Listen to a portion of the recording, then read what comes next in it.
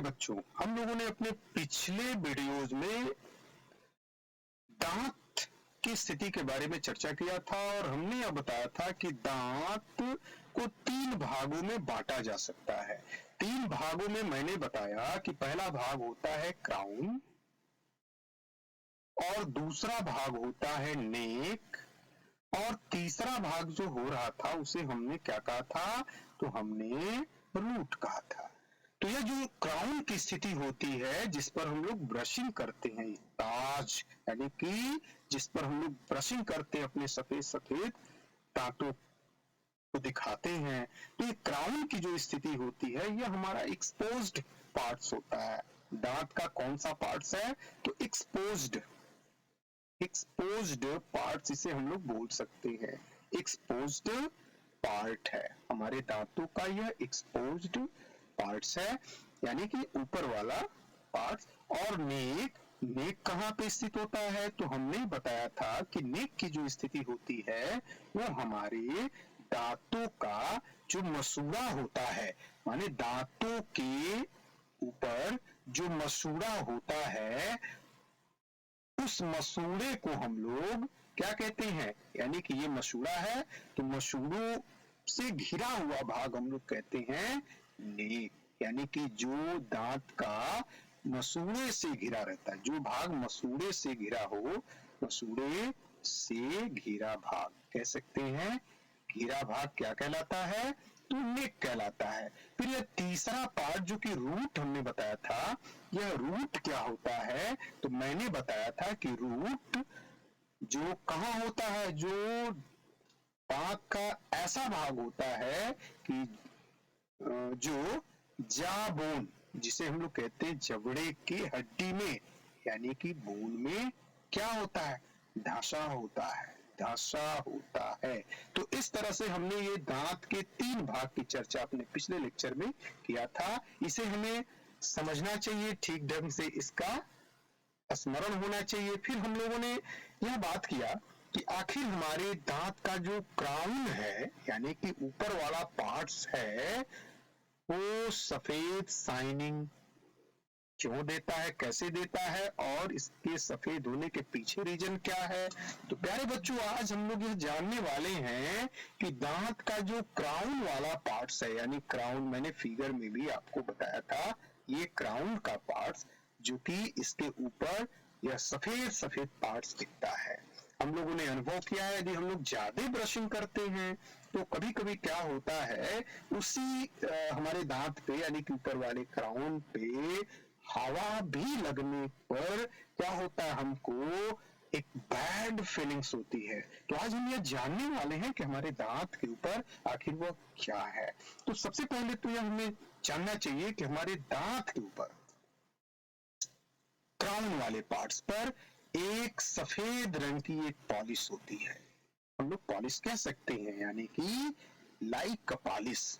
हम दूसरे कलर से इसको देख सकते हैं, हम लोग इसको क्या बोल सकते हैं, यहाँ ये दांत का क्राउन पार्ट्स है और इस पर एक सफेद रंग की पॉलिश होती है, यानी हम लोग कह सकते हैं लाइक पॉलिश। अब यहाँ बात यह फंसता है कि यह पॉलिश है क्या चीज। तो प्यारे बच्चों, यह जो मैं व्हाइट रंग की पॉलिश कह रहा हूँ, लाइक पॉलिश कह रहा हूँ, लाइक पॉलिश, यह पॉलिश जो होती है यह क्या होती है, पॉलिश यह एक सब्सटेंस होती है जिसे हम लोग इनेमल कहते हैं, यानी जो पॉलिश होती है उसे हम क्या कहते हैं, तो उसे हम इनेमल कहते हैं। और यह इनेमल ही एक ऐसा पार्ट्स है, मैंने प्रश्न भी किया था कि हमारे शरीर का सबसे हार्ड सब्सटेंस कौन सा होता है, तो हमारे शरीर का सबसे हार्ड सब्सटेंस पूरे बॉडी में यही इनेमल का पॉलिश होता है, यानी कि हार्ड सब्सटेंस। और प्यारे बच्चों, एक रोचक तथ्य इसके साथ और जुड़ता है कि यह इनेमल हमारे जीवन में सिर्फ व सिर्फ एक बार ही यह बनता है, उसके बाद यह नष्ट हो जाता है। यानी यदि हम इस इनेमल के पॉलिश को हम सेफ नहीं रखेंगे, यह हमें दोबारा प्राप्त होने वाला नहीं है। यानी कि यह इनेमल यानी कि हार्ड सब्सटेंस के ही कारण उस पर शाइनिंग आती है और वो हमारे दांतों को क्या करता है, सुरक्षा देता है। यानी कि चमक के लिए भी हम कह सकते हैं, चमक के लिए भी उत्तरदायी कौन होता है, इनेमल होता है। शरीर का सबसे कठोर भाग कौन होता है, तो इनेमल होता है। और प्यारे बच्चों यहाँ जानना है कि कठोरता किसके कारण होती है, कठोरता किसके कारण होती है।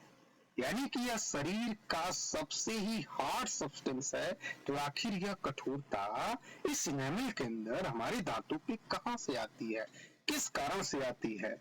तो प्यारे बच्चों, हमें यह जानना चाहिए कि इसके अंदर बहुत सारे मिनरल्स होते हैं। मिनरल्स यानी कि हम लोग कह सकते हैं कि तकरीबन इसमें यानी इनेमल में 96% यानी कि 96% मिनरल्स मैटर होता है, माने खनिज पदार्थ होते हैं। कितना परसेंट, 96%।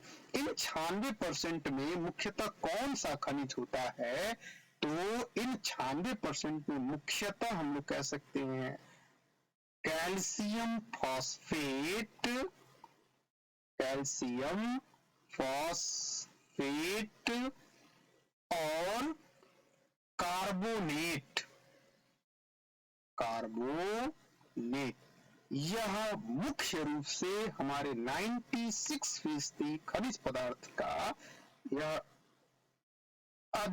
अधिकता वाला भाग है। कैल्शियम फॉस्फेट और कैल्शियम कार्बोनेट हम लोग कह सकते हैं। इसके अतिरिक्त प्यारे बच्चों, हमें यह भी जान लेना है कि इन दोनों के अतिरिक्त, हालांकि 96% खनिज पदार्थ इसमें है जिसमें कैल्शियम फॉस्फेट और कार्बोनेट की मात्रा अत्यधिक होती है, फिर भी इसकी अतिरिक्त कठोरता, माने इसके अतिरिक्त, इन खनिज के अतिरिक्त भी कठोरता का कारण इसके अंदर क्या होता है, तो और भी कठोरता का कारण इसके अंदर फ्लोराइड आयन का होना है, यानी कि F निगेटिव। F निगेटिव को हम लोग क्या कहते हैं, फ्लोराइड। राइड के कारण इसके अंदर और भी, माने हम लोग कह सकते अतिरिक्त कठोरता इसके कारण यानी कि फ्लोराइड के कारण आ जाती है। ठीक है प्यारे बच्चों, हम लोग अगले लेक्चर में यह जानेंगे कि यह इनेमल आखिर इसकी ओरिजिन कहां से होती है और कारण क्या है कि यह जीवन काल में सिर्फ और सिर्फ एक बार बनने के बाद दोबारा यह नहीं बनती है। तब तक के लिए नेक्स्ट वीडियोस में आप का वेट करें, उसमें हम लोग इस पर बात करने वाले हैं कि इसका कारण क्या है। तब तक के लिए धन्यवाद।